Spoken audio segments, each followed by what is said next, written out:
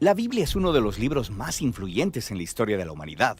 Explora las grandes preguntas de por qué existimos. Ha inspirado a muchas personas a hacer cosas asombrosas. Y ha confundido a muchos otros. Probablemente tengas una por ahí guardada en algún lado. Entonces, ¿qué es en realidad la Biblia? Bueno, la Biblia es una pequeña biblioteca de libros que surgieron todos de la historia del antiguo pueblo de Israel. Y en un sentido, ellos eran como cualquier otra civilización antigua, pero entre ellos existió una larga línea de individuos llamados profetas, y ellos veían la historia de Israel como no ordinaria, la veían como una parte central de lo que Dios estaba haciendo por toda la humanidad. Y estos profetas eran genios literarios. ¿En serio? Sí, ellos usaban de manera experta el lenguaje hebreo para escribir narrativas épicas y poesía muy sofisticada. Eran maestros de la metáfora y de la narrativa y utilizaron estas técnicas para explorar las preguntas más complicadas de la vida acerca de la muerte y la vida, las luchas del ser humano. Así que hay muchos autores diferentes que contribuyeron en escribir este libro. Sí, y estos textos fueron producidos en un periodo de más de 1000 años, empezando con los orígenes de Israel en Egipto hasta su reino y su primer templo, pero eventualmente fueron conquistados por los babilonios, quienes se los llevaron al exilio. Luego, en un momento crucial de su historia, muchos israelitas regresaron a su tierra, construyeron el segundo templo, reformaron su identidad, y es aquí cuando las escrituras judías empezaron a tomar la forma en que las tenemos hoy en día. Está bien, la Biblia judía. ¿Qué hay en ella? En hebreo se llama por un acrónimo conocido como Tanakh. La T es por Torah, a veces llamada la ley. Esto es, los primeros 5 libros con la historia del nacimiento de Israel. La N es por Nevi'im, una palabra hebrea para profetas. Y esta sección consiste de los libros históricos que cuentan la historia de Israel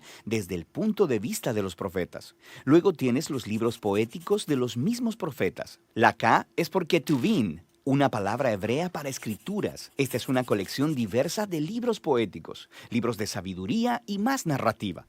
El pueblo judío cree que a través de todas estas obras literarias, Dios le habla a las personas. También hay otras escrituras judías que estaban siendo producidas durante el periodo del Segundo Templo. Sí, un grupo realmente diverso de textos, y estos también eran muy valorados en las comunidades judías. Y había debate en estos tiempos antiguos sobre si algunos de estos textos debían o no ser considerados como parte de sus escrituras. Así que hay muchos tipos distintos de textos escritos en un periodo de tiempo muy largo. ¿Por qué los juntaron en la forma en que lo hicieron? Todos estos textos juntos cuentan una historia épica sobre cómo Dios está trabajando a través de este pueblo para traer orden y belleza al caos de nuestro mundo. Y todo ello culmina en la esperanza de un nuevo líder, quien vendría y renovaría toda la creación. Y luego el Tanakh termina, y este líder nunca llegó. Así que es una obra escrita de manera experta, pero le falta el final. Exactamente. Luego, unos pocos siglos después, un profeta judío llamado Jesús de Nazaret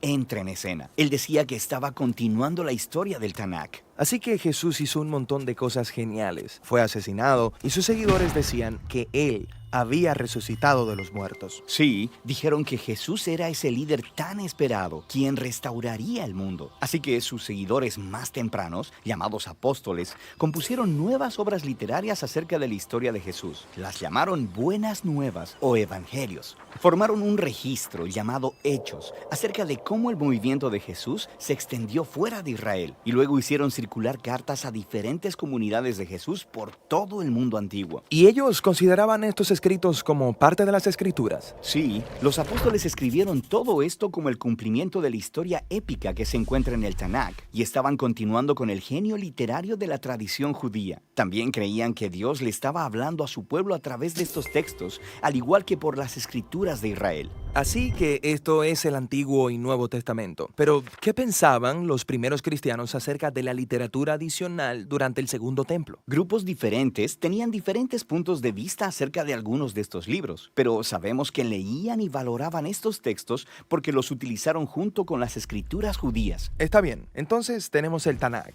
las escrituras judías, tenemos estas otras obras del periodo del Segundo Templo, luego las escrituras de los apóstoles acerca de Jesús, y eso es mucha literatura. Entonces, ¿qué hay en mi Biblia? Durante 2000 años, el movimiento cristiano ha tomado formas diferentes, y desde el principio, todos los cristianos reconocen tanto el Tanakh como las escrituras del Nuevo Nuevo Testamento, y durante siglos, mucha de la literatura del Segundo Templo era leída como parte de la tradición bíblica. La Iglesia Católica, por ejemplo, eventualmente la hizo oficial y llamó a algunos de los libros de esta colección libros deuterocanónicos. Algunas iglesias ortodoxas incluso usaron más libros de la literatura del Segundo Templo. Y luego, en el siglo XVI, durante la Reforma, los cristianos protestantes quisieron regresar a las escrituras más antiguas de los profetas y apóstoles, así que solo aceptaron el Antiguo y Nuevo Testamento. Muy bien, creo que ahora entiendo.